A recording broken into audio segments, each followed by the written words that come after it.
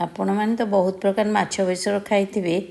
ଏଇଭଳି ମାଛ ବେସର ଥରେ କରି ଖାଆନ୍ତୁ ନା, ଦେଖିବେ କେମିତି ଲାଗୁଛି।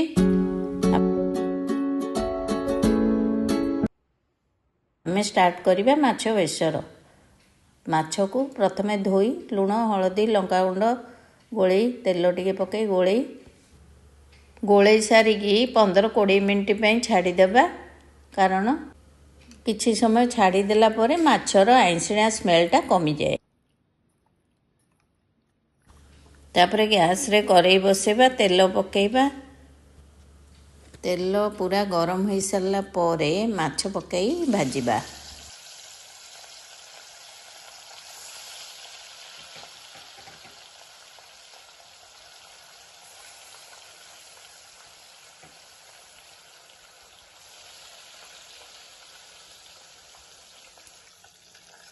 ମାଛ ଲାଲ ରଙ୍ଗ ହୋଇଗଲେ ଜାଣିବେ ଯେ ମାଛ ଠିକ୍ସେ ଭାଜି ହୋଇଗଲା। ତାକୁ ବର୍ତ୍ତମାନ ଗୋଟେ ପ୍ଲେଟ୍ରେ ତଳକୁ କାଢ଼ିଦେବା। ଗୋଟେ ଜାଗାରେ ଜିରା ସୋରିଷ ଶୁଖିଲା ଲଙ୍କା ପାନମଧୁରୀ କିଛି ରଖିଦେବା ଫୁଟଣ ପାଇଁ, ଆଉ କିଛି ରଖିବା ବାଟିବା ପାଇଁ।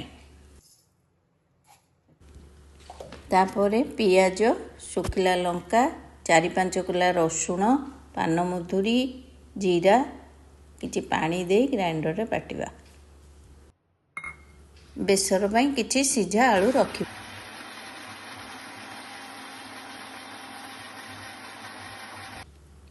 ମସଲା ବାଟି ହେଲା ପରେ ଗୋଟେ ଜାଗାକୁ କାଢ଼ିକି ରଖିଦେବା।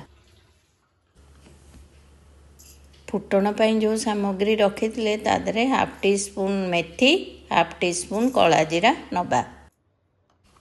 ଆମ ଘରେ ଏଭଳି ବେସର ଖାଇବାକୁ ସମସ୍ତେ ଭଲ ପାଆନ୍ତି, ସବୁବେଳେ ଡିମାଣ୍ଡ କରନ୍ତି ଏମିତି କରିବାକୁ। ବଟା ମସଲାରେ କିଛି ଲୁଣ ହଳଦୀ ପକାଇ ଗୋଳେଇ ଦେବା। ଗ୍ୟାସ୍ରେ କରେଇ ବସେଇ ତେଲ ସୋରିଷ ତେଲ ପକାଇ ଫୁଟଣ ପକାଇବା, କଞ୍ଚା ଲଙ୍କା ପକାଇବା। ତାପରେ ଫୁଟଣ କିଛି ସମୟ ଫୁଟିଲା ପରେ ତାକୁ ଖରଡ଼ା ଖରଡ଼ି କରିବା।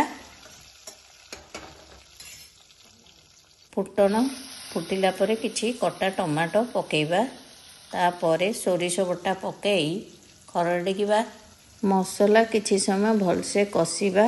ତାପରେ ଦେଖିବେ ମସଲା ଯେତେବେଳେ ତେଲ ଛାଡ଼ିବା ଆରମ୍ଭ କରେ ଜାଣିବେ ଏବେ ମସଲା କଷି ହୋଇଗଲା। ଆଞ୍ଚକୁ କମେଇଦେବା। ଏବେ ରଖିଥିବା ସିଝା ଆଳୁକୁ ମସଲାରେ ପକାଇବା। 5-7 ମିନିଟ୍ ପର୍ଯ୍ୟନ୍ତ କଷିବା।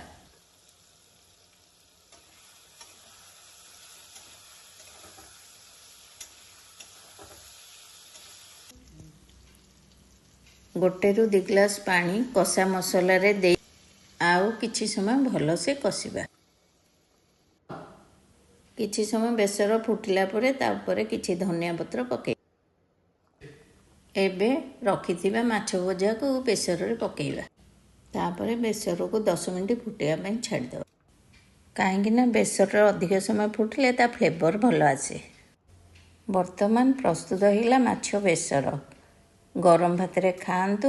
ଆମ ଚ୍ୟାନେଲକୁ ଲାଇକ୍ କରନ୍ତୁ, ସେୟାର କରନ୍ତୁ।